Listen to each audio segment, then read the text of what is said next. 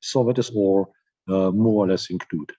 What we have here in order for finding information to solve such ambitious, challenging questions and issues, a highly sophisticated, well-developed, and absolutely user-friendly infrastructure, including the electronic libraries, several information systems and databases, including the semantics analysis, natural language processing schemes and systems, all available upon request, whatever you might need.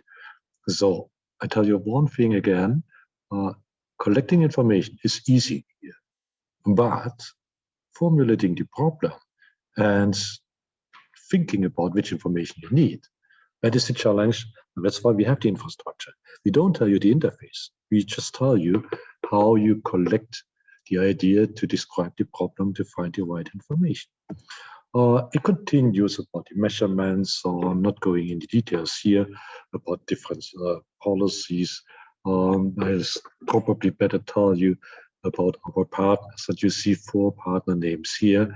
Two of them are the European, actually 3 at the European continent, 1 in the Netherlands and Maastricht, 1 in Berlin. It's the Technical University in Berlin. Both of you familiar with Berlin universities. We are talking about the best Berlin University. We are not talking about Humboldt. We are not talking about Freie University. We are talking about the Technical University Berlin, which is by no means and by far the utmost best you find in Berlin, and certainly also in Germany. Then we also have Seoul National University in Korea, which help you collecting double degrees, double diploma. Double diploma means you study 1 year in Maastricht, Seoul, Berlin, or in Torino with the Politecnico di Torino. You get a degree there, and at the same time you get a diploma from Moscow. So we got Seoul and Polito here. A few more partners which usually are places our students work or take their internships. You see a lot of logos here, a lot of institutions. It's a very, very broad spectrum. And you know, the spectrum is so broad simply. We want to allow you, we want to enable you to have your own idea about your career path. We don't tell you what you have to do. We tell you, we ask you, what do you want to achieve? And when we sit together and start thinking, how can you achieve that? You might have to go for a partner here for an internship or master thesis in the research field, or somebody abroad if you go for an academic international career, or the consulting industry business. All the options are available. We're going for that. Oops. And that's all from my side at that moment. And you saw it's always easy talking about the technology, but using that is sometimes a little bit more challenging. This is, by the way, one of our understanding which we have here inside the program. Try things out and make a mistake. And you saw my mistake now with the final last slide. But have the courage and be person enough to admit, yes, I made a mistake. I promise from this mistake here, I will learn, I will not repeat it.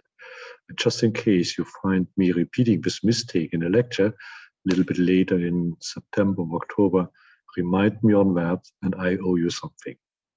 Okay, thank you very much for your attention for the moment. And certainly we are here also to have a discussion with you and looking forward for a highly active, engaged discussion with you.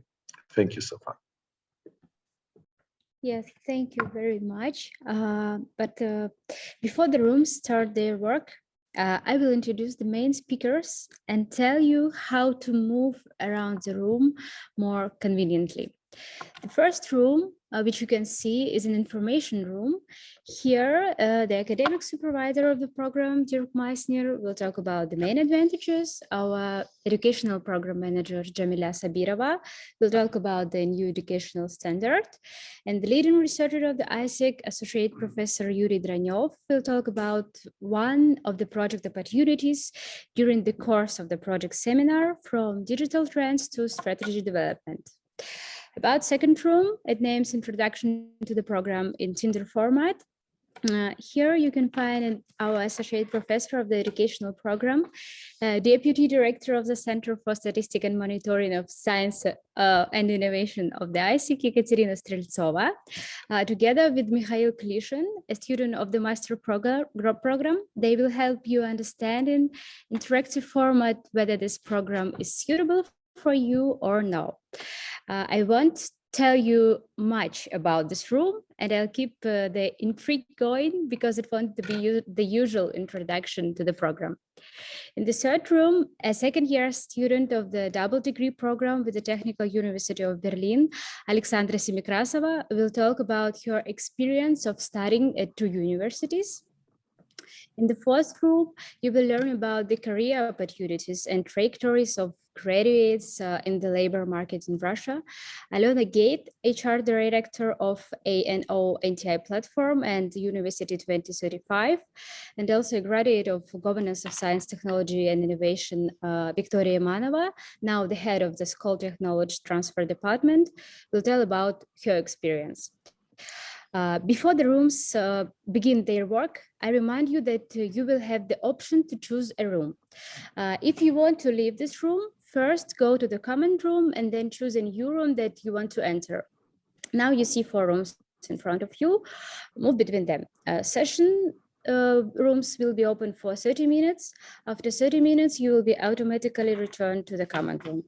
You can spend all 30 minutes in the same room, or you can move between them as you want. If you can't choose the right room, you can write in the chat to which room you want, and I will assign you. This will take some time, so the rooms will start working in 10 minutes after everyone is deputed. I stay in the main room, so you can always come back here and go to the right room. And one of the main, during the speeches of the speakers, I ask you to write questions in the chat. And after the closing of the session, and maybe if you will have a time, we'll have a question and answer session.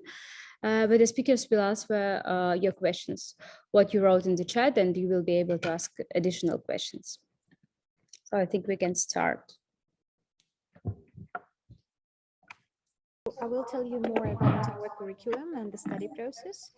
To get your master's degree, you will have to cover the program of 120 ECTS. This is what we call credits, 60 credits each year. And all the individual tracks will be, of course, related to our curriculum. And just to start with a new curriculum for a new cohort 2021, let me present and start with the key seminars.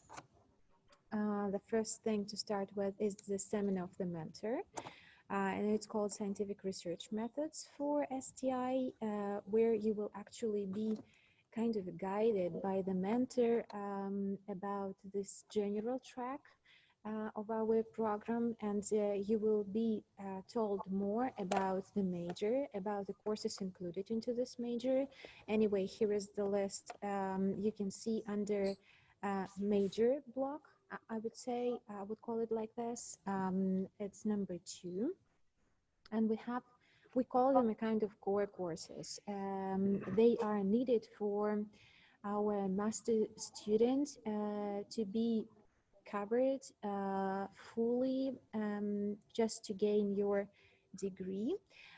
For the Magalega part, you have a choice. So we offer kind of elective courses included into this module Magalega, and there are several courses for the first year of studies included into this 60 ECTS, and several courses for the second year of studies. And also during your first year of study, you will have to prepare your research work term paper. This can be this term paper is to help you further on with your master thesis. Master thesis is for the second year of studies, where you defend your master degree. So I will switch to year 2. Just to go on with the curriculum regarding the preparation itself. Here, right from the first module of the year 2, you will start with also 2 more key seminars. This will be research seminar and a project seminar. For the research seminar, this is to help you with the master thesis preparation, and where you defend your research proposal, where you have an opportunity to pre-defend your master thesis, and just to have full scope of knowledge to make you prepared for the master thesis defense. Then you also have this Magalega block again, with all the electives to add to your individual study plan. And for the second year of studies, you will also have a choice between research internship and some leading organization, leading company. It's possible to have your internship abroad as well, or you will have a project. And Yuriy Yakovlevich will tell you more about the project. And all the elements, I would say, like all the courses, all elements of different modules will certainly lead you to the master thesis defense. That is your graduation paper, which you will defend in the end of your second year of studies. This will be in 2 years in June. And there you will have your study plan completed, I would say. And then you will defend your master thesis. This will be a defense in a committee of 6 professors, faculty members, and external members, I would call them like this. They are representatives of leading companies who are kind of interested in hiring our graduates. So that's, I believe, all from my side regarding this new educational standard. Let me now share the contact. So if you have any questions now, not to disturb all the speakers, you can ask them in the chat. You can get in touch with me using all the contacts from this slide. And let me now pass on to Dr. Meissner, just to guide about the further speech. Dirk? Or maybe any questions. Hello, do you hear me? Yeah, Muhammad, if you have any question, let us now continue with all the speakers. And now after that, we will be able to discuss all the questions of yours. Okay. Okay? Or you can just leave your question right now in the chat, just not to forget it. But now we will give the words to Dr. Meissner and Professor Yuriy Yakovlevich Dranev. Okay? Okay. Well, I think I gave my statement already, so it should be Professor Dranev giving you some insight.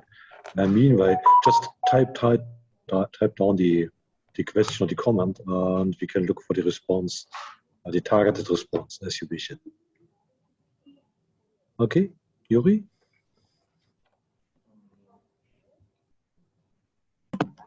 Yes, just a second. Let me switch on the presentation. Okay, wait a second. Okay. So yes, I hope it's a good day. So good day to all participants today. So you are currently looking for some information on our program, Governance of Science, Technology and Innovation. And my name is Yuriy Dranev, and I'd like to say a few words about practical activities that are related to our program. A few words about myself. I used to work in banks and financial companies for more than 10 years, and before I joined academia, And then when I joined, I started to teach courses in finance, and finally I'm a leading instructor for for 2 courses in the program of governance, science, technology, and innovation. And those 2 courses are related to some actually practical activities. So I would say it's practical courses, and the first one is a project seminar, and its name now From Digital Trends to Strategy Development, and the second one is Finance of Innovation. So regarding the project seminar, I'd like to introduce this course briefly, and on the slide you can see the main questions that we addressed during the course. So first of all, we are looking at digital transformation trends in industry and macro environment that affect firms. And we study different firms in terms of their position in the era of digital transformation. We're trying to understand what are the main competitors for those firms, and how they pursue digital transformation, how the firms establish the goals of digital transformation, what are main activities in this area, and what resources do we need, and what are the risks and barriers to achieve the digital transformation goals. I would just add that the digital transformations nowadays, it's mainstream. Most of the companies goes for these activities, and that's why a lot of companies currently under development of digital transformation strategies. So that's why this course is very applicable, I would say, to most of the firms across globe. So that's why I think it's really practical, and if you want to pursue some consulting activities, that would be a good opportunity to get some knowledge in this matter. Okay, so I guess we have only one person left in the room.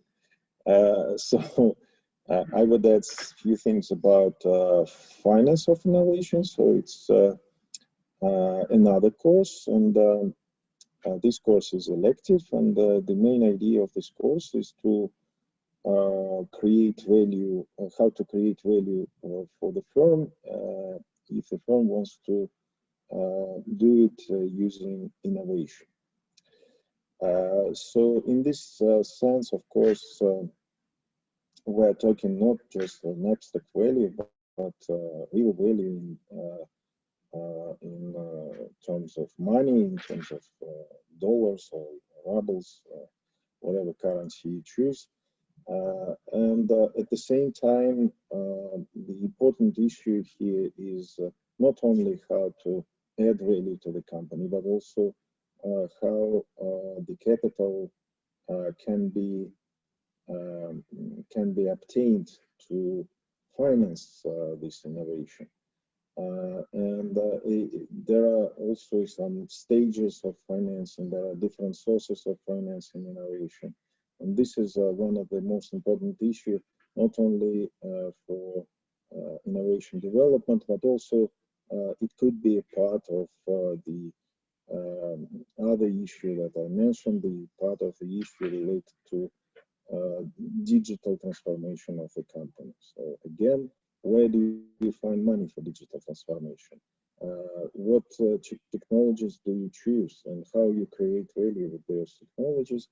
We're trying to answer all these questions during the course. And I can say these courses are not very far from other research activities that we will do in our day-to-day work in High School of Economics in our institute and Institute for Statistical Studies and the Economics of Knowledge. And there are possible some internship, and you can try to participate in some projects that we do, research projects, and this research projects has different practical value. We have different customers, not only government bodies, but also large companies that are looking for some answers to strategic problems, and we help them to find the solution and explain how to make those strategic decisions. Examples of the projects, I just want to mention a few of them. Include, for example, strategy of digital transformation for large Russian bank, and it, by the way, included the development of strategic financial model. So it's closely related to the course of financing innovation. There were also projects related to effects of digital transformation of economic sectors, where we assess the role of digital transformation in the economic development of Russia. There are also some projects related to forecast demand for digital technologies. So which technology would probably be the most successful in money terms? So like, we can assess how much will be demand for different types of technologies, like probably blockchain, artificial intelligence, and so on. Regarding blockchain, we did some projects for the World Bank that was related to effects in the European financial sector, and it was really interesting results that were published in the report that was issued just last year. We have some projects on industrial automatization and market forecast for these markets, and of course all the digital transformation is an important part of this industrial automatization. Now, we did some research on spatial data and the market size for it. It's a little bit tricky to assess what is the in money terms, what is the size of the market for spatial data, but we did this. Of course, all these projects involve some research. You cannot just find it in the answers in the literature. Somewhere you need to add something and try to develop some models or to do some additional research to get answers, get solutions to help companies to develop their strategies. So yeah, very many other projects, including some assessment of government measures in different sectors, some new financial instruments. We did some major foresight for financial sectors for several customers recently. So a lot of different projects, and I think that some of the best students that would really be dedicated to the program and show some excellence in study can join and participate in some projects, and then probably they will like it and stay with us for a longer time after the graduation. So that's all I wanted to mention, and thank you for your attention.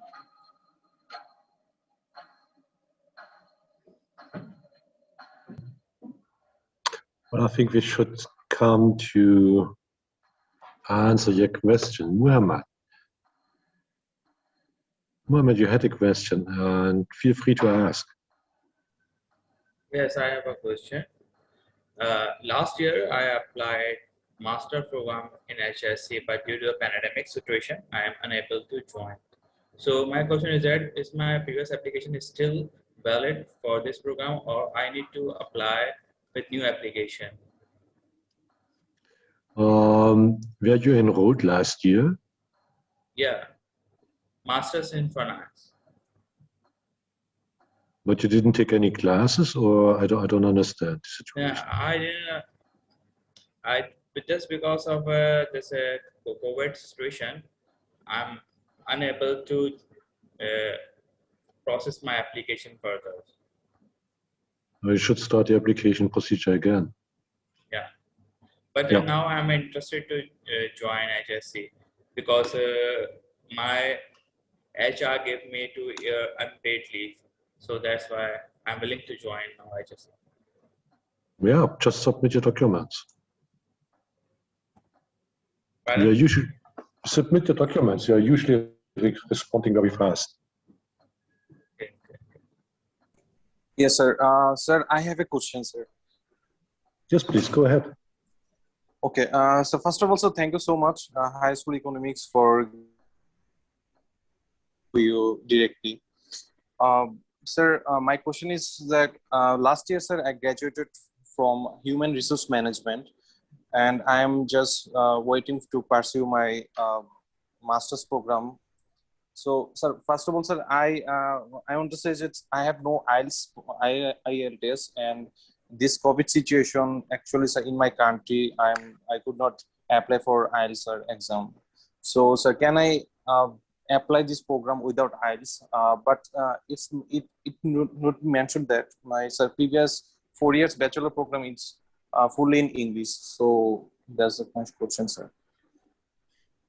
Well, of course, we are not a language school, so you don't have an IELTS or the IELTS or the TOEFL or any other language certificate. This is just a very minor element of the portfolio. It does not really impact your performance. Your assessment of your application, that is mainly in line and in course of the interviews procedure, which happens in August after you submitted your portfolio. So the document, the formal document, is just a document which we take note of, and it might give you up to 5 additional points for the final total grade. But you should just take it in line of the overall assessment. This is very minor. You will need to have a language certificate if you want to go for a double degree in the second year of studies for Seoul. I think, well, and Maastricht as well. I'm not sure about Torino, where it's not necessarily needed, but that gives you another year. So these partner universities may require a language certificate, but that is planned in the future. We don't say you have to hold a language certificate as an absolute must, as a knockout criterion for application. That's not the case. Okay, sir. All right. Yes, I got it once. Thank you, sir. Okay, thanks.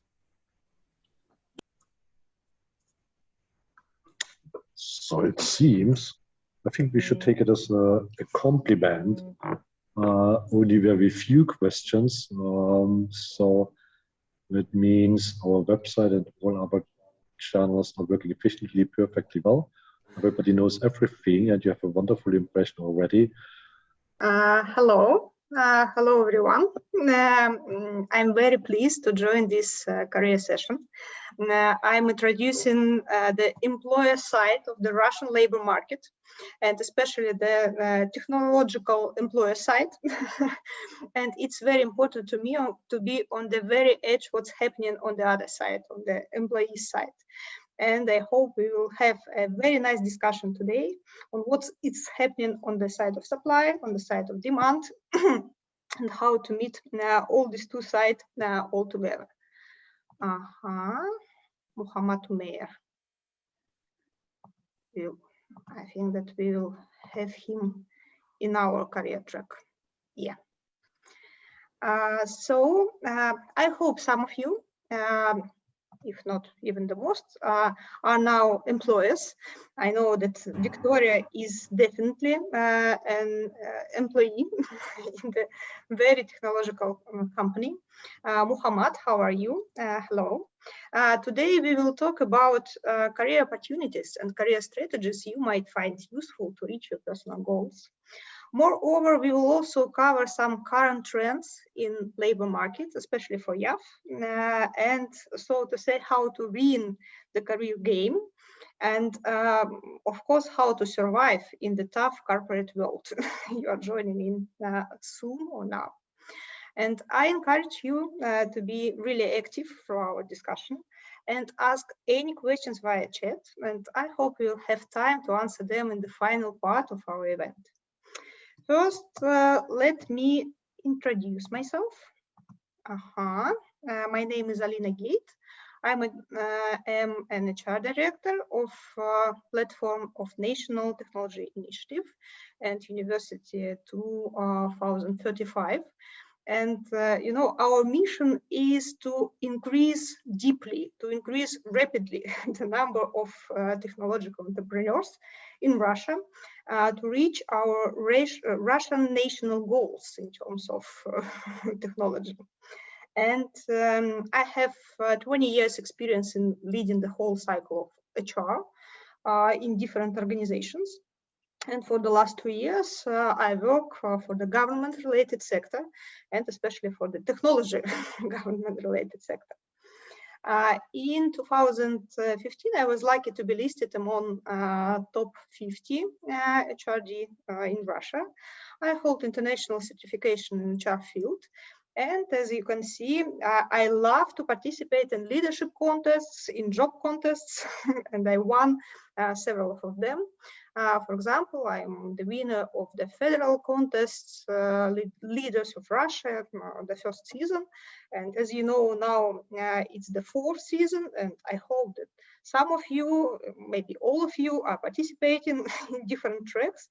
And this year they have a student track, so you can participate even if you don't have any like managerial experience. And in 2020, I won in open source in Agency for Strategic Initiatives, and now I joined National Technology Platform, and I'm working there now. So where are we now in the Russian labor market? The world is changing. The world is changing, especially in terms of technology. And you know, if to say like not about the 18th century, I can easily remember the day when I first got my cell phone. For example, could you remember the day when you first got your own cell phone? I was not a schooler, I was not a pupil, I didn't go to kindergarten, I was a student. And you know, I understand that today's generation is born with smartphones in hands, with earphones in ears. And of course, this technology, it affects everything in labor market, everything in our work. And of course, our requests for competences as employers have changed, and demand on working conditions from the employees, they also have changed. And you know, as I remember my first experience when I just started my career, we didn't have any HR database. So could you believe that we had only books that we wrote like with pens, and it was our only database. And now, of course, everything changed like very, very significantly. And a lot of disruption is occurring. And by the way, I could highly recommend you to look through the Atlas of Future Professions. The site is atlas100.ru. And there you could be oriented in the future skills and knowledges, and to know something about professions that doesn't exist now, but they will definitely exist in the very, very close future. And as the world is changing, there's a very important question. What are you doing? Are you changing or not? What are you thinking about new technologies? What are you thinking about your place, about your role in these technologies? Are you a conservative player? Hello, Sofia. We are glad you joined us. What are you doing in this changing world? So if you could, I would ask you to write in chat, who are you? Are you innovator and entrepreneur, or are you conservative player? Are you seeking for employment? Just write in chat. And you know, there is no correct answer for this question. Actually, it's really, really critical to be honest answering this question, because this answer will definitely affect your career strategy. For example, I find myself much more on the conservative part, on the right part of this diagram, because I'm in my heart, in my soul, in my essence, I'm an employee. I'm not an entrepreneur. Why? Because I have a very, very low appetite for risk. And being an innovator, being an entrepreneur, it means that you are taking risks. You are taking risks all the time. And I have a lot of friends on the left side, a lot of entrepreneurs. Maybe someday I will shift left, but not now. Of course, answering these questions, where are you? It will deeply affect your career strategy. And now we are going to discuss our career strategy. For example, if you are like me, an employee in your heart, you are seeking for employment, you have low appetite for risk. So what is your strategy? What is your career strategy? What are your life hacks to be successful? Of course, you should follow the job market. You should know the job market very well. You should seek for employment, you should build your corporate career, and of course, you should seek through such sources for monitoring. It means headhunter, job boards, internships in large companies, and career development center. That's very good in higher school of economics. And for you, it's very important to develop a professional network. You know, you can't build a very good corporate career if you don't have a career sponsor. So it means that you have built your very strong communicational skills. And of course, you should focus on developing skills that are in demand in big corporations, because the only place you could build a very good career are large corporations. And these competences are, for example, project management, product management, understanding IT technologies. And of course, you should be proactive. You should care for your professional reputation.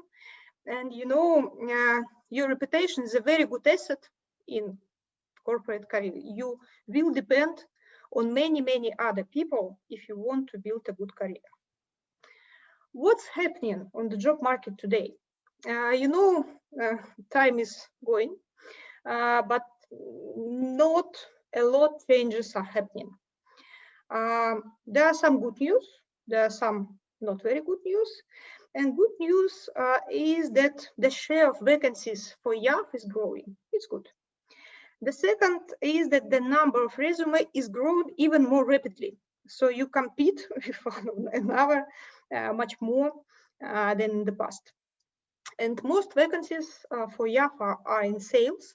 It's not very attractive direction for young professionals. And it means that, you know, you should notice and you should have in mind that there are some burdens in the job market for the young specialists. The young candidates are seeking the employment as junior specialists, but they are rarely offered that kind of positions. They are offered such positions, as you could see, the waiter, sales specialist, barista, and so on, and how to become a young specialist. There are some interesting sectors in 2021. These are public sector, non-profit organizations and volunteer organizations. And in such companies, a big share, about a third of vacancies, are designed for young professionals. So to become a successful candidate, you must be well prepared, you must be sharp, you need a well-written resume, good interview skills, and I pasted a link for the services your school, High School of Economics, provides for you to prepare, and I've checked, they're really, really very useful. So now we've done with the career strategy. If you are employee in your heart, and what to do if you are entrepreneur, if you are innovator, if you love risk, if you love not to depend on a lot of other people. So of course you will have different successful strategy. Your successful strategy will be launching startup, launching product, team building, market development, and so on. And of course, you shouldn't probably monitor headhunter. And your sources for monitoring will be trend watching, accelerators, leader ID, University 2035 hackathons, contests, technology entrepreneurship communities, etc. To be successful as an entrepreneur, it's also very, very important to develop a network. And you must focus on developing product competencies and team development. Where is the good news? Good thing is that there is no need for you to be a hacker or to be a really, really good technician specialist to launch startup, because the minimum viable startup team consists of not only from hackers, it also consists from two more roles, hipster and hustler. Who is hipster? It is a role that is responsible for user experience and design, and hustler is making decisions on finance, marketing, administration issues. The team, startup team, is only strong when like all three roles are in, they are not out. They trust one another and they communicate well. So for example, hacker is building prototype, hipster is cooking this prototype for the market, and hustler is selling and scaling. So just look at these pictures. If you were to create a startup team, which role would you prefer? You could also write it in chat. Maybe we could create a new team, a new startup, just here, just now, looking at your answers. And actually, some of my volunteer projects, they really, really like this startup model. And as I'm not technician at all, my roles are, of course, half hustler, half hipster, because I'm responsible for network, for selling, and a little bit for the user experience for some target auditories. And this is a slide showing very clearly why I'm not an entrepreneur yet. This is financial cycle. And you could see Death Valley. Death Valley is in the very beginning, and you should have a temper, you should have a character to go through it. And you know, if to think in your career strategy in a big corporation, you also could have like this Death Valley. Because when you are a young specialist and you work for your reputation, you often are not paid well. But after your reputation is built, after some successful projects, your stocks are rising high, and you could do not IPO, but a very nice career. And now we are coming to a conclusion. Risks await everywhere. If you go to corporation side, there are risks. If you go to startup side, there are also risks. What to do? The answer is, and it's valid for both strategies, lifelong learning and developing your digital competencies. Let me introduce 3 sources you may find useful. These are sources provided by University 2035. First of the sources is Digital Competencies Map. You could just Google it, and I also provided a link in the bottom. it's created by our team. It gives us all the data from the Russian job boards related to IT industry. You can easily find up-to-date information specified by regions, by professions, by competencies. And you could know the cost, your real cost of this like particular profession in the particular region. I would love you to investigate this map to understand which skills you need to improve, to rise your value. The second source is цифровые-профессии.rf. This is also a project of our university. On this site, you could apply for any free course from 24 in digital competencies. And the third source is Leader ID. Leader ID place, Leader ID site is also a very useful place to register and seek for the development opportunities. You could find here events, co-working spaces, communities, and social elevators. Leader ID helps to work, to study, and to find people for your startup team, or maybe for your corporation. And I could highly recommend you this navigator, Spring Navigator, that is starting like on Monday. There will be a lot of very, very useful information. So now we are going to the finish of my presentation. And what should we do with all this information? So how to work with it? First of all, you should make your self-check. Who are you? Are you innovator? Are you corporate employee? And of course, you could use this special link for the diagnostics, testme.2035.university. Then you could monitor your resources, your opportunities, your assets. Who are you? Where are you? And then you could choose your strategy. And after that, you could develop your plan. And of course, you could just start.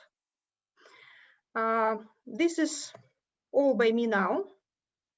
And I would like to pass to my colleague, Viktoria Imanova. She is the graduate of the Master of Science program. And now she works in Skoltech, and she will share her way to create a corporate strategy, I suppose, maybe startup strategy. Victoria. Thank you very much. First of all, I want to thank you, Alena, for a wonderful presentation. This is really useful, and to all participants, I would strongly recommend really to take a notes, because even I was taking a notes.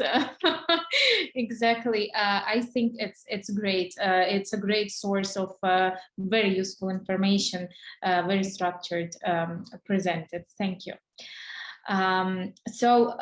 On my side, I have not prepared the slides because I decided that it would be better to share my experience and my career path from the perspective of graduate and to graduate of this program, and to share my story probably, and more to answer your questions, because I was a student as you were planning, so I was there in front of my study desk throughout this 2 years program.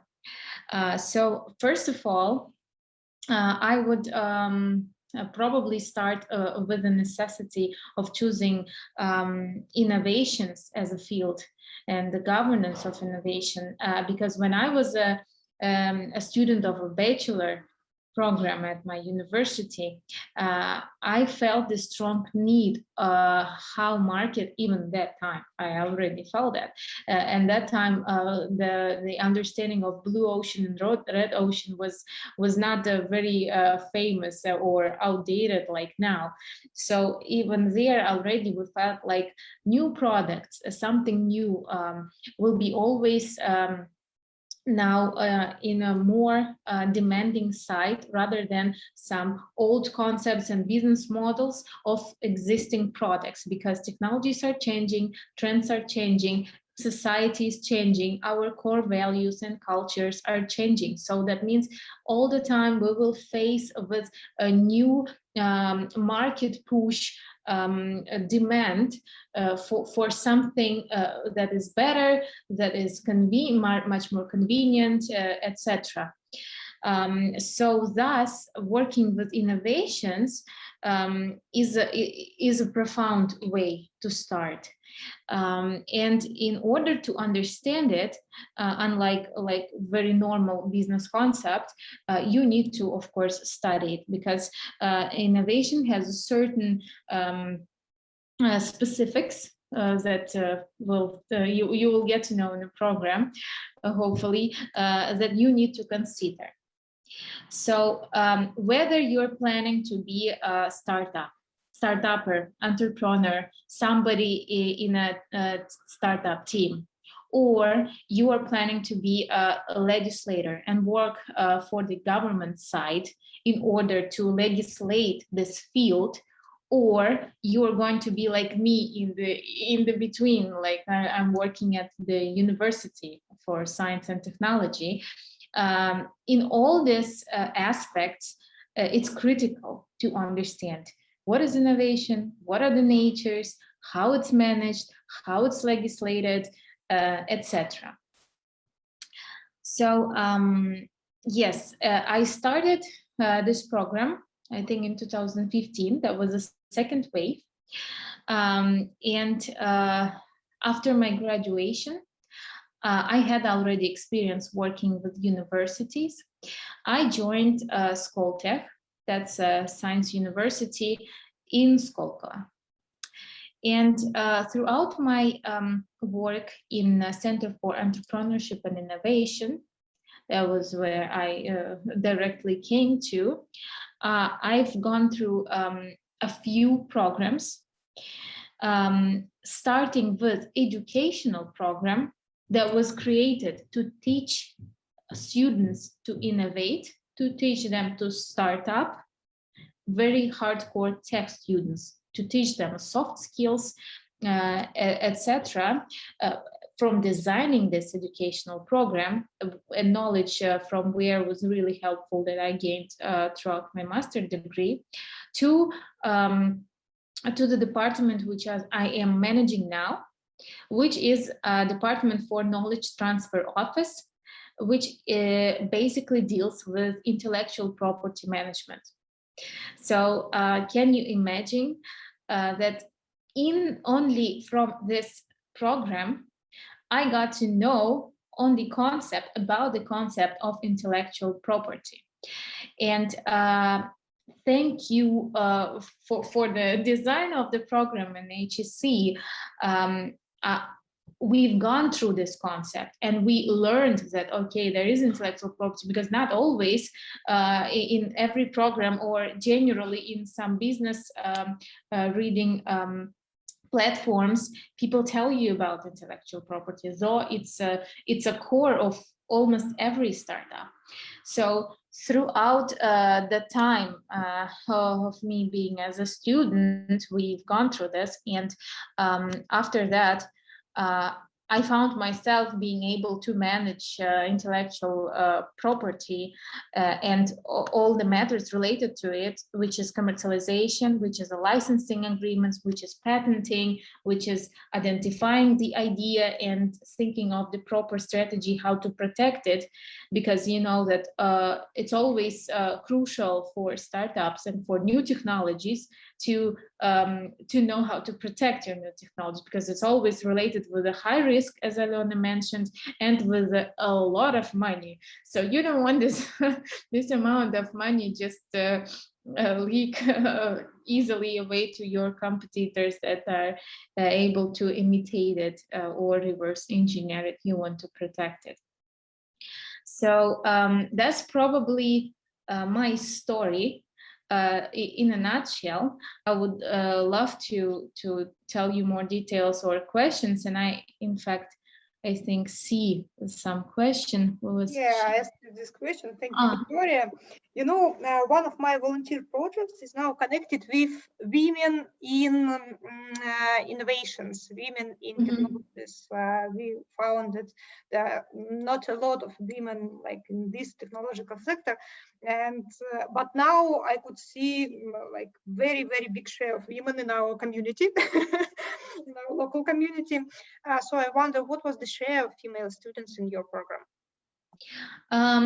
Actually, it's not much, but again, with every intake, it's increasing. Thank you for this question. So I won't be able to tell you for sure, but probably it was about like 70 to 30. Yes, 70 to 30. But not female. No, not female, not female. Not female, because probably it is related with generally science, because now it's like a lot of engineering, a lot of physicists are prevailingly males rather than female. That's what was happening, because we are working with bachelors, already graduates. We are working with master programs, not bachelor. Victoria, thank you very much, and I will definitely need your contact because sure. We are going a lot to share of projects in this field, women innovations and so on. And now we are leaving our session room. Thank you all for participating. It's more for the technical university. So into Berlin, only 5 students will go there. And they will choose, like the program manager will choose these 5 students while you are registered for the program. So basically, when you apply for this program, you have to write that you want to go to Berlin. And when you will have this interview for the master program, they will also know that you want to go. And the second interview specifically for the Berlin, it will be held like in 5 or 10 days. So it will be like super quickly, because you have like only 1 month for like waiting for the final list of the students who are nominated in this program. And then you have to get the visa, then you have to like sign all the documents. And the education in Berlin starts in October, and it is divided into 2 main parts. So the first one is winter semester, until it's from October till January, and the summer semester, that is from March till like August. And the main point of the double degree diploma is that you will get Master of Science into Berlin and Master degree in Management from Moscow University. So yeah, about the timeline. So firstly, you have to register for the program. And then when you are enrolled in this master program, you also write another motivation letter and you send your CV to program coordinators. And then when you are nominated by your host university, so by ISSEK, you will get like further instructions to Berlin, and they will send you like several documents and you have to sign them, and that's all. Then you will just go to Berlin. So the program in Berlin is named IMES program. IMES, that means innovation management, entrepreneurship, and sustainability. So basically about IMES program, it is the first entrepreneurship master program in Germany and 42nd worldwide. About the IMES program, so actually to enter this program and to be enrolled in it, it is quite, like the competition is quite high. So there are like 26 applications for 1 seat.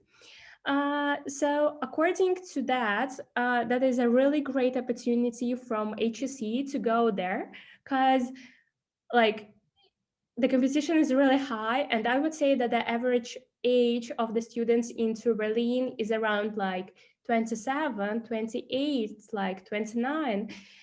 Instead of like in Russia, we usually think that it is around like 22, 23, 24, 25, so like that.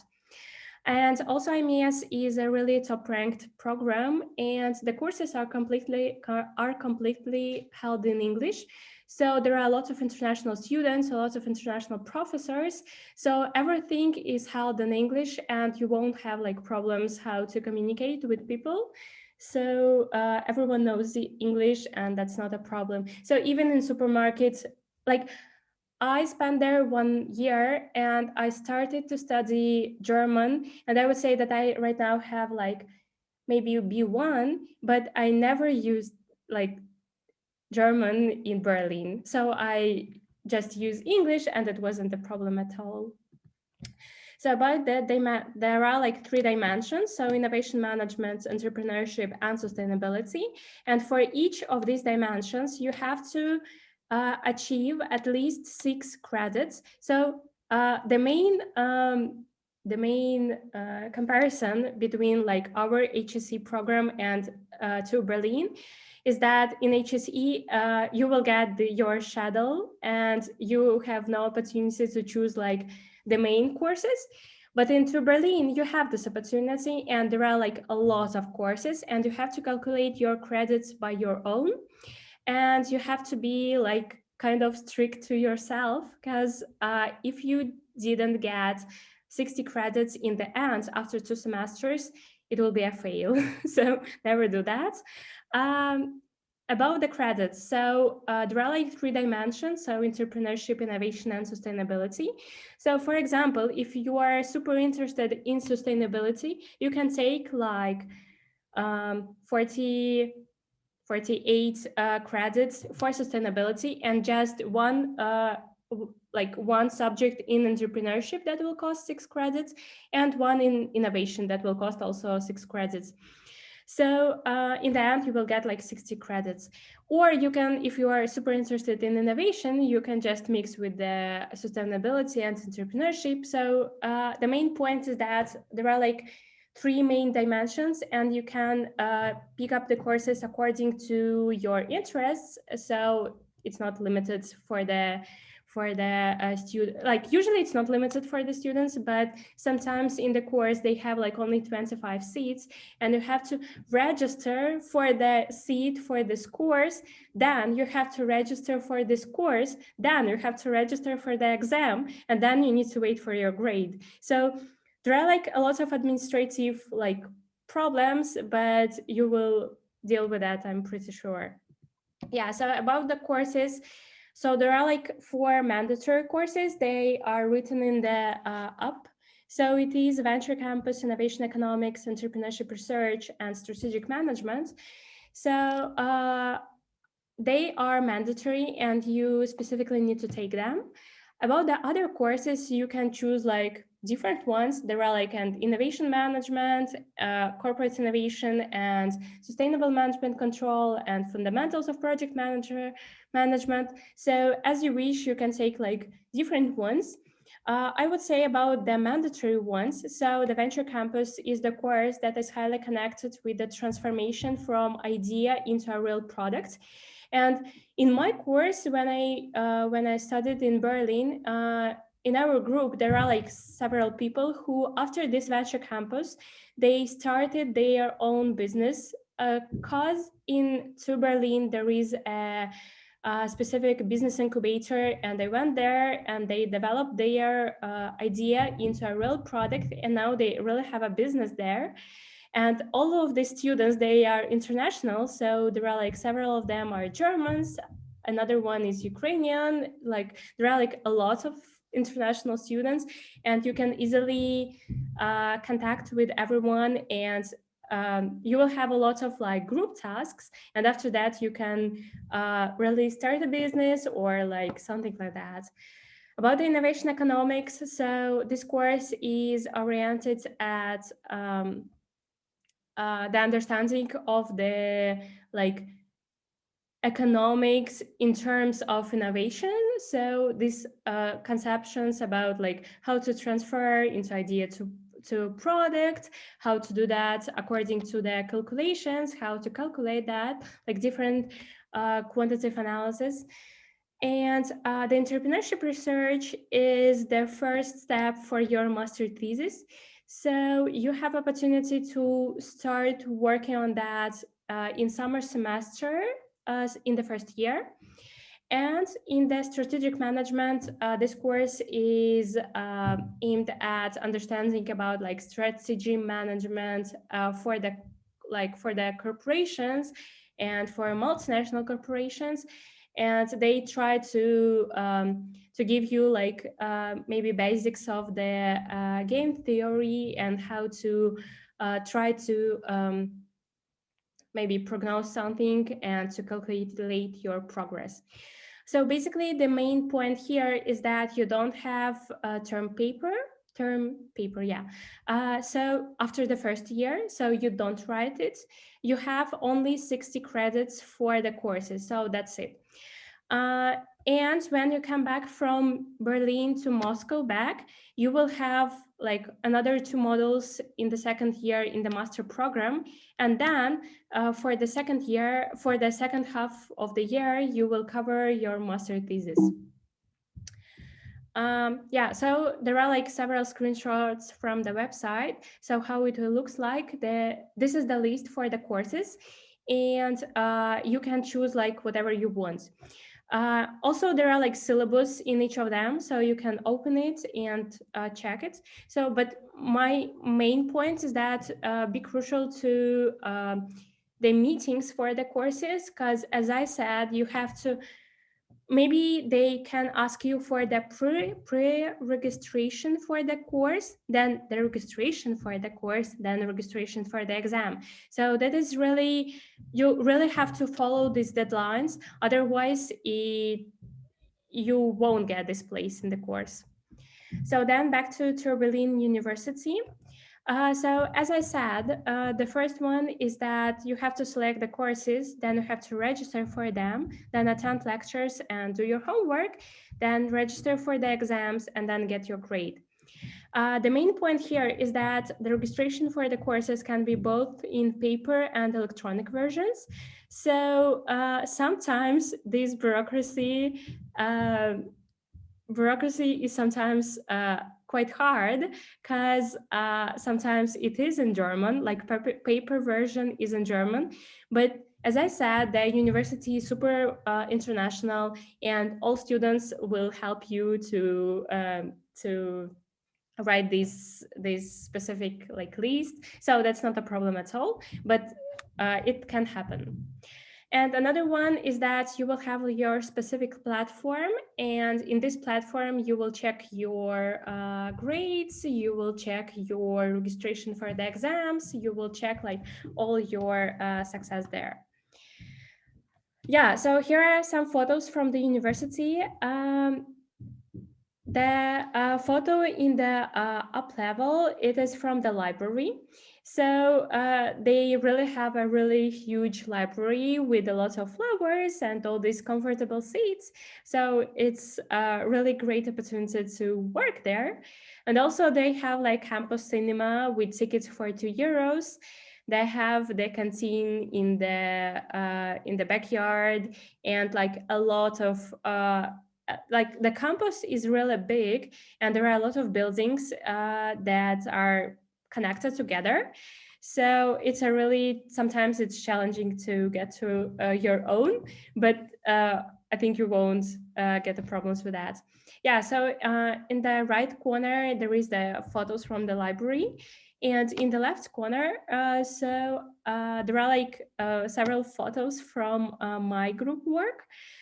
So the main point into Berlin is that it is highly oriented at group work. So there are a lot of tasks that you have to do in the group. And that is really cool, because you will have like maybe task to develop your report, and you will have the deadline like in 2 months. And your group will say, like, I'm 100% sure that your group will say that, please, let's meet together like once a week, every week, and we will have like our interim deadlines.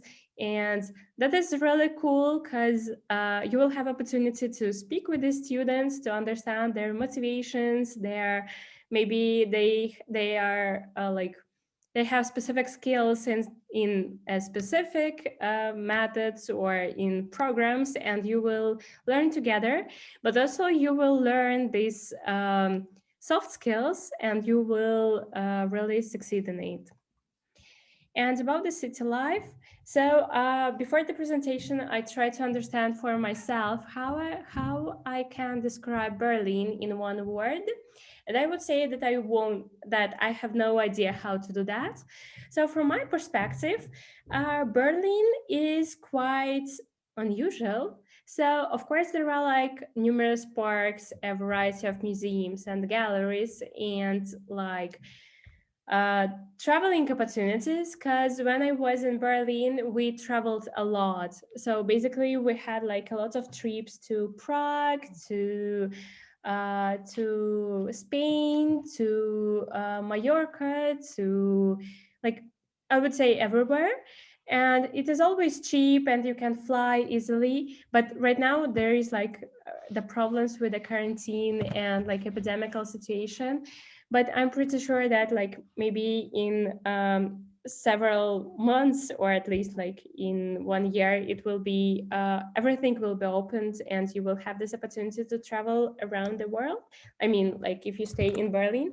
So about the Berlin, of course there are like several like technoculture and environmentalists. So you have to be cautious with these like specific aspects. But I would say that Berlin is really unusual, and Berlin is not similar to other German cities at all. And I would say that for me, the big advantage of Berlin was like this opportunity to meet different people. I mean, like the international society is quite huge in Berlin, and you can easily meet people like from different countries and share your experience and get their insights. That was really cool. And also in Berlin, there are a lot of Berlin beers. I will show them, yeah, here in the middle. And Berlin is quite, like the cycling rate is quite high there. So in the right corner, there are a lot of bikes there. So you can take the bike and ride to university or just go somewhere. So that is really cool. Also, I would say that they have like the room doner everywhere, and like kind of falafel. So this food culture is really various, and you can choose whatever you want. So you will get the tickets for the transport. So there is like U-Bahn stations, S-Bahn stations. So U-Bahn is downstairs and S-Bahn is upstairs. So you can, you can easily go wherever you want in Berlin. So that's not a problem. So when I was living in Berlin, I thought that like 40 minutes, if you live 40 minutes from the university, that means you live super far away. When I came back to Moscow, I understood that 1 hour to university, that's not a problem. I live like quite close to university.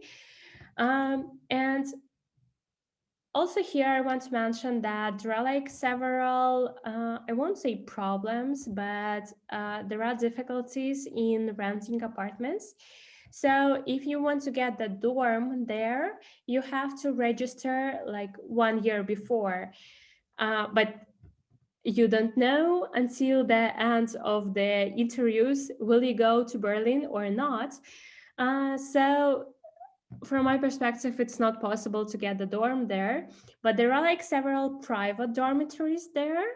So you can get them. That's not a problem, basically. And you can try to rent the room, but you have these visits like for the different apartments.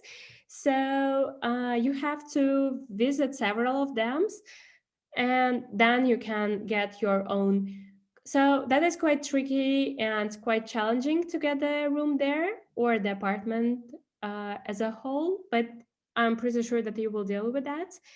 So Yeah, so basically, that's, I mean, that is difficult, but that's not a really a real and a big problem. Yeah, so there are like some photos from Berlin. So they have like this gendarmen markets. This is the market before the new year, and you can like feel this new year vibes everywhere. Yeah, so that's it. Maybe thanks for listening. And if you have several questions, I can answer them. Yeah.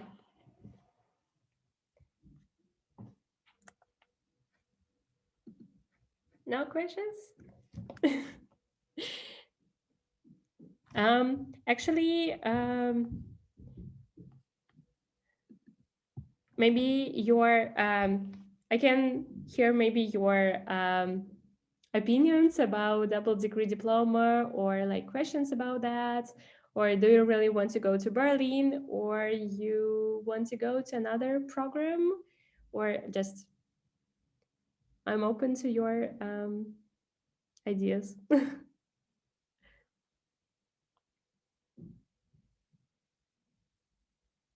Okay, so basically, I just want to say that Berlin, this opportunity with double degree diploma is a really good chance. So you will study only 1 year in the international university, and the second year you will study back to Moscow. And for these 2 years, you will get 2 diplomas. So that's really cool, because in these programs, when you just go there for 1 month or like several months, you will get only the list that you have been there, and that's it. And here you really get these 2 diplomas, and that's really cool, and you don't have to pay for that. That's also cool. And I would say that from my side, when I decided about the master program, I really want to go to this master program in HSE, and then I find this option for the double degree diplomas. And I would say that double degree in Berlin, it's like really great, because actually I just want to say that actually when I just returned from Berlin, I thought that in Berlin it was super practical oriented, and in HSE it's like kind of like fundamental and maybe more about like theoretical background. But nowadays, I would say that after several months, I have been studying in HSE. I would say that and in Berlin and in HSE, both programs, they try to combine this practical-oriented focus and theoretical one. So I would say that they really complement each other really well. So the credits that you get in Berlin, they will be recalculated in HSE. And the credits that you get in HSE, they will be recalculated in your credits for Berlin. Also about the master thesis, so you can write your thesis with a supervisor from the Berlin University. I mean, you can have like 2 supervisors, one from Berlin and one from HSE, or you can write the master thesis only with HSE supervisor, so that's not a problem. And basically, you write your master thesis specifically in Moscow, and they will, like this master thesis will be, like the grades for the master thesis, they will be recalculated in Berlin. Also about the grades, so maybe you know that in Berlin the system is voice-over, so it is like you will get 1 if it is excellent, and you will get 5 if it is like the worst mark. So if you get 5, that means that you didn't pass this course and you have to retake it. And the grades in Berlin, they are like, they start from 1, and then it goes 1.3, then 1.7, then 2, 2.3, and like until 4. And 4 is equals like 2 in our Russian system.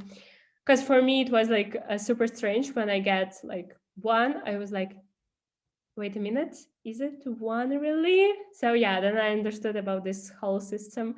So you have to always think about that.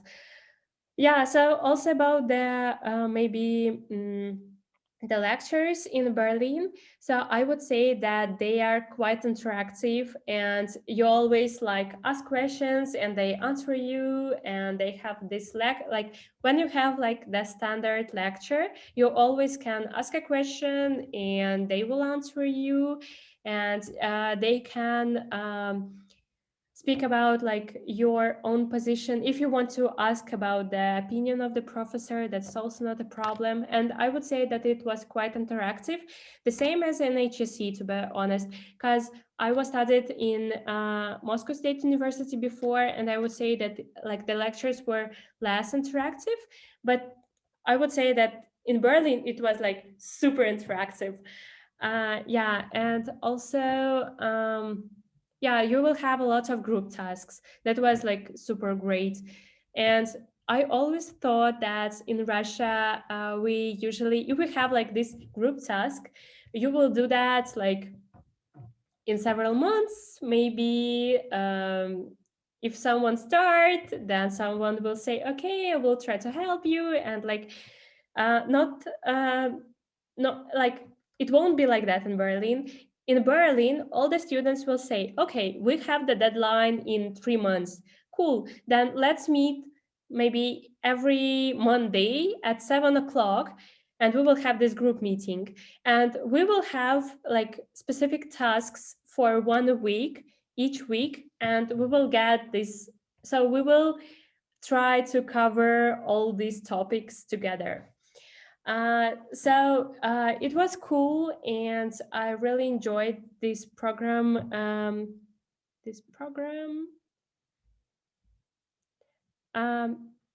I studied geography. I was in geographical faculty. Economical and social geography of Russia was my program. So yeah, and I would say that in Moscow State University, I was super interested in this like innovation geography, and then I decided to go to HSE to this like innovation governance of STI. So basically, I was super interested in innovation, but not like the corporate innovation, but more about like more broad, and maybe like really about the governance of that. And I would say that this program is really cool in that, and like really I like all my maybe I would say that all my thoughts, they came true, and I really get everything that I want. And this to Berlin program, it's a really good complement for the HSE, and it was like all the subjects together, they are connected, and yeah, that was like super cool. Yeah, so we have 1 minute here. Maybe you have like question, or I can answer them in the room there. Okay, so yeah, maybe if you yeah, I really think that it's a good idea to go for the first year to to the international university, and then come back to HSE, because you will have this international perspective and international insights.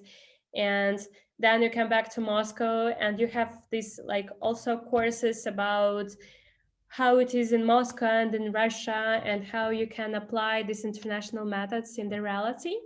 And then you write your master thesis, and that's it. Yeah, so we had 3 seconds. Welcome to the main room. So if you have any question, I will be happy, and we will be happy to answer them. I think we can start with the answer and question session. I have a question regarding accommodation costs, because I live in Pakistan and I want to know about what will be the cost they will charge, like rental and food. So anybody help me out for this?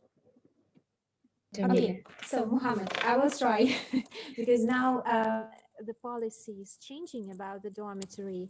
But if you are a quota student, you will get a dorm for approximately 10,000 rubles per month for a foreigner.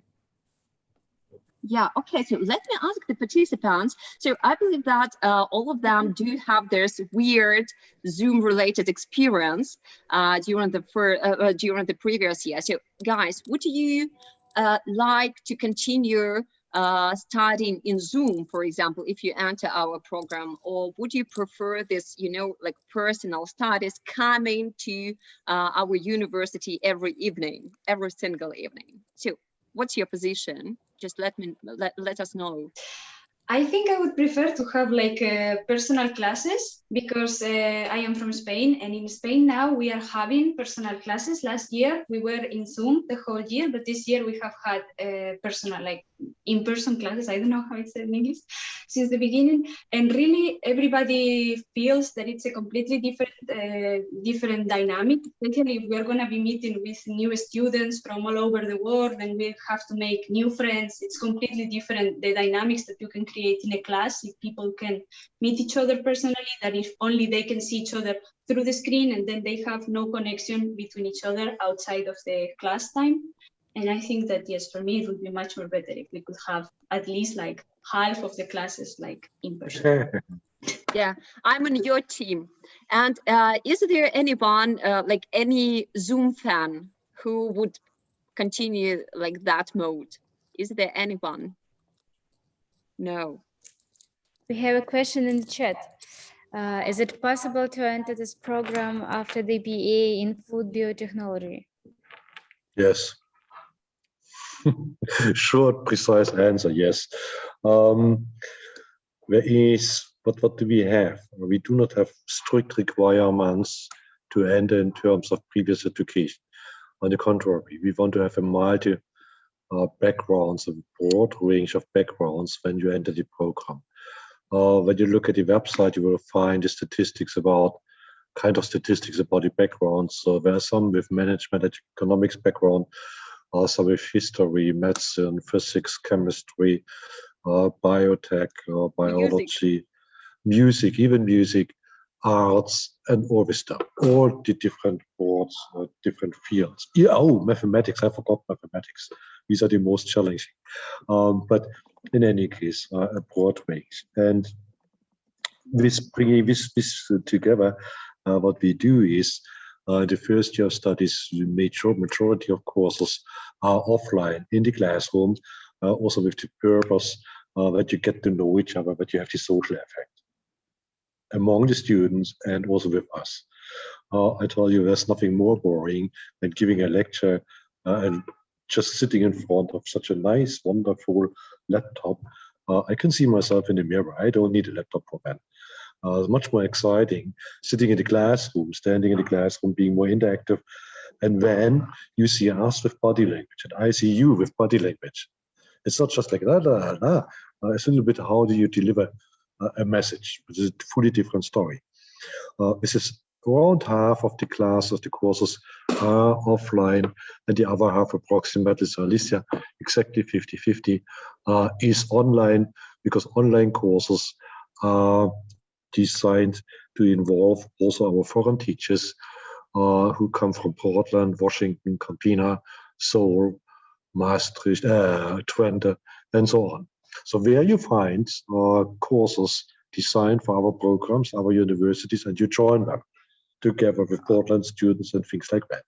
Bingo, that's why online, offline, a clear mix. And these courses, to combine that with the question when they take place, these courses always run 18:10 in the evening until 21 hours in the evening. So it's 2 sessions every evening, from the first from 18:10 until 19:30, the second 19:40 until 2100. That leaves you a flexible to design day. Still, let me warn you, it sounds like, okay, a few lectures in the evening, the daytime, I can do whatever I want. Number one, you will have to do assignments, you have to write papers, it will take some time during day. Number two, when you have evening sessions, well, let's be honest, being a student, you want to have some party. Okay, I'm too old, maybe party time starts only at 10 p.m. Could be the case, but your evening is kind of blocked for 3 hours already. Yeah, so that's what we try, and we try also not to schedule much events. It is Saturday to leave you this the weekend to recover and to study intensively what we taught you all week long. So you can come back on Monday and pass the test which we impose on you. Excellent grades. That is experience. That's why we do it like that. And that is like when Muhammad says, if you can work part-time, this is up to you. It's up to you how you organize yourself. You can work part-time, full-time. I think, be cautious. Don't underestimate the workload imposed by study. You can also take positions inside university, doing research work. There are possibilities available. So support range, but it's again an issue for individual bilateral agreements. So it's difficult to say for the whole cohort. We have 4 modules, but they are called semesters now. Formally, it's still modules. Module 1 goes from September until end October. Module 2, November, December. Module 3, January and March. Module 4, April and June. For those who are foreigners among you, be assured that we respect Christmas. Christmas in the Orthodox sense. None of our students will take an examination on December 24, 25, 26. None. I promise. It has a simple reason. I want to go home for Christmas as well. So we will not have any examination. But formally, academic, the semester, the module ends December 31st. We don't do that. So you can leave Moscow on December 20th at latest, just to collect Christmas gifts from your parents. Make your parents poor. It's a good right. So do it. So we respect that. At the same time, we respect the Russian traditions, the Christmas, the holidays, etc., etc. So we try to combine everything to meet everybody's requirements, interest in the similar shape. Oh, and this is probably the last, but I forgot to say, we have an unwritten rule. I will never write it down anywhere. You will never find it at the website. And this rule is, when a student comes and sends an email, gives a phone call or whatever, with a question, a problem, or some issue to solve, the requirement and our self-commitment is we respond within 24 hours. We want to solve your problem as it comes. We do not wait 4 weeks until we solve your problem, because in 4 weeks, it's not a problem anymore. Not for you, and for us, it's a burden. But a response time, 24 hours.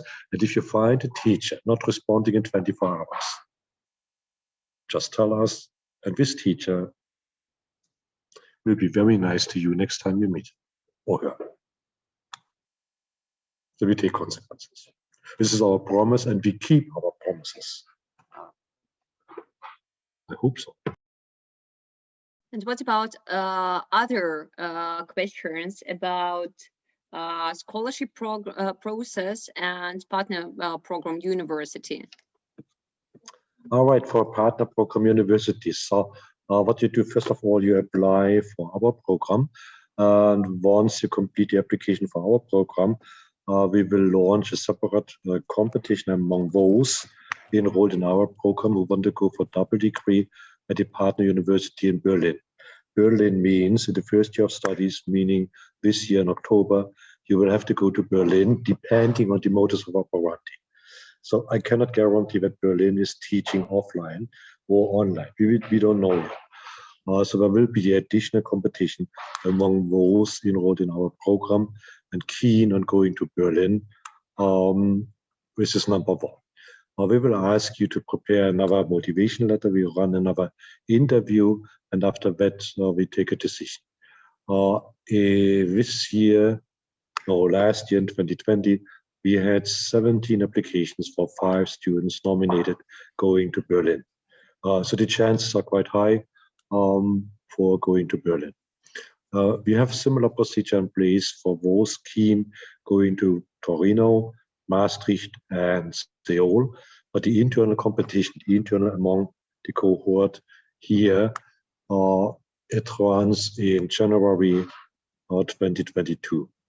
Because for the Torino, Maastricht, and Seoul, you are leaving Moscow in the second year of studies only. That's why a little bit later. It gives you more time to think about what's the right place for you to go, and finding all these possibilities. We do not have a dedicated scholarship available to help you in financial terms with double degrees. What we have in terms of scholarship during the application process, those performing best in the application will be granted what they call a quota place or the scholarship by means of a tuition fee waiver. So you don't have to pay the tuition fees. For external relations, HSE has several scholarships in place which you can apply for and then take a scholarship to go abroad. I strongly recommend already now in April, May, just have a look around at local embassies, local funding agencies, depending on the country and the place you want to go. We have several scholarship programs open. You should think about it now, make the contract and get everything prepared. Nothing worse could happen when you speculate on a scholarship and then you're a little bit too late. They usually set application deadlines rather early. So usually 1 year in advance. That might happen. So if you think you should go for 1 semester to, say, Germany, you should apply DAAD this year in October already. Definitely. Much earlier. Think about it already now. Keep it in mind for the activities you have to take at the moment already. We are happy, we are pleased to give you advice as much as we can about such opportunities, but we are not professionals at that. Please don't ask me about how to obtain a visa for certain countries. I can tell you a little bit, but this is not legally correct because all these rules are changing every day. Some advice we can give you a letter of recommendation or whatever might be needed, but we cannot give you a guarantee that we have the absolute correct information for such administrative things. And there was another very important question. Is there an option to take other HSE courses during this program? Yes, it's an option, and you know what? We are very innovative. So that means for these Marco Lego courses, you will have to take up to 3 courses from different programs. You can choose from university pool courses offered by HSE St. Petersburg or courses offered by HSE Faculty of Biology, whatsoever it is. Yes, you can take them. And we want you to take them. We don't want you to take only our courses. So it's really good. But we also want you not only to take courses which focus on our topic, but a little bit aside to broaden your horizon. That's why the same when you go for an exchange or you go for a double degree, yes, the courses are all somewhat in the scope of our program, but not identical to courses we are teaching here. So for the international experience, aside your personal development, your personal experience, you get additional courses which we would never teach here. That's why just move around, attend the courses offered by management faculty or offered by faculty of physics, theology, linguistic. Don't start studying German. It doesn't work. This is not a language to use for. Okay, so. And let me just add a couple of words about like HSE online courses and so on and so forth, because HSE has a pool of like general online courses, for example, in programming or languages and so on and so forth. So they are free of charge for our students. They are not included into the study plan, yeah, but you can take them as an extracurricular activities. And also normally HSE provides an access for the students, for example, to different courses Coursera courses, and so on and so forth. So basically in the whole university, yeah, not only at our program, there at our program as well, we do have quite a lot of opportunities for development, not only in the field of our studies, but also for the broader outlook. Yeah. So it looks like there are no more questions. In that sense, in that case, we can just simply make the announcement as usual. Whatever comes to your mind, you want to know more, we have an email address, we have a website, and even at the website, what you will find is a thing called phone number. That means you can give us a call. However, whenever we can help you with further information, feel free to ask. And thank you for joining us today. Yep. Yeah. Thank you very much. Thank you. All right. Thanks. Bye. Bye. Mm. Bye. Thank you.